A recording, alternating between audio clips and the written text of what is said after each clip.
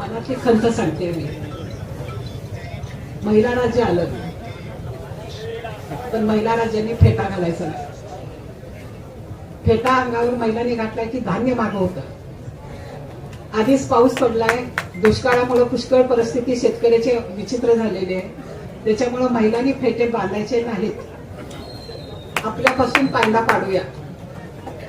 दुसरं असं, ज्या महिला निवडून आल्या, जे सगळे माझे बंधू निवडून आले सगळे, तर त्यांना एकच मी सांगते की ना अबला ना सबला.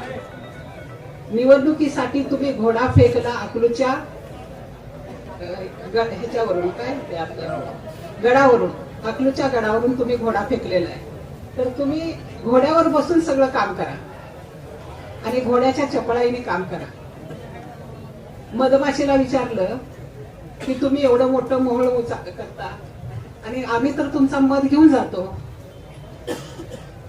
मधमाशीने उत्तर दिलं, आम्ही केलेला मध घेतला, पण करायची कला तुमच्याकडे कुठे आहे? जरी आमचे 4 लोक गेले असले तर ते तुम्ही कुठल्या पद्धतीने नेले ते आम्हाला माहित आहे. म्हणजे तुम्ही काय केले असेल ते. पण ते 4 लोक आमचे असे आहेत की त्यांची कला तुम्हाला जमणार नाही. त्या 4 लोकांच्या अंगाची कला तुम्हाला 5 वर्षामध्ये सगळी बघायला मिळेल, जरी आमचे 4 लोक इथं थांबले असले तरी. दुसरं असं होतं, एक नाग आणि एक काजवा दोघं एकमेकाचा द्वेष करायचे. त्या नागाला त्या काजव्याचा खूप द्वेष वाटायचा. तर तो काजवा म्हणायचा, मला असं का करतो तू रोज? माझ्या अंगावर धावून काय येतो? मला असं सारखं डसल्यासारखं काय करतो? तर तो नागाला काजवा काय म्हणतो की, नाग काजव्याला काय म्हणतो की तू खूप चमकतोय, ते मला बघवत नाही म्हणून मी तुला डसतोय. तसं ते आपल्या बाहेरगावून आलेला माणूस आहे ना, त्याला तुमच्या अकलूची प्रगती,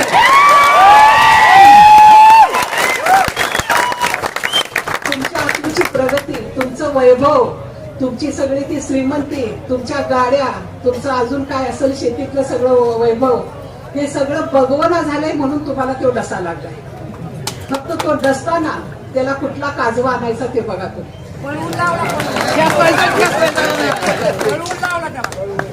तसा तो पळून जाणारा नाही.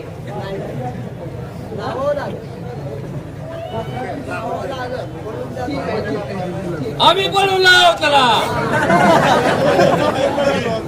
आणि सगळ्यांनी एकजुटीने राहावा, सगळे आपण एकत्र राहू, सगळे आनंदाने राहूया आणि वैभवात राहूया आणि खेळीमेळीने राहूया. एवढंच मला बोलायचं आहे. तुम्हाला सगळ्यांना आशीर्वाद. आमची दोघांची वय आता 80च्या पुढे गेले. आम्हाला आता फक्त आशीर्वाद देता येतो, बाकी काय करता येतो.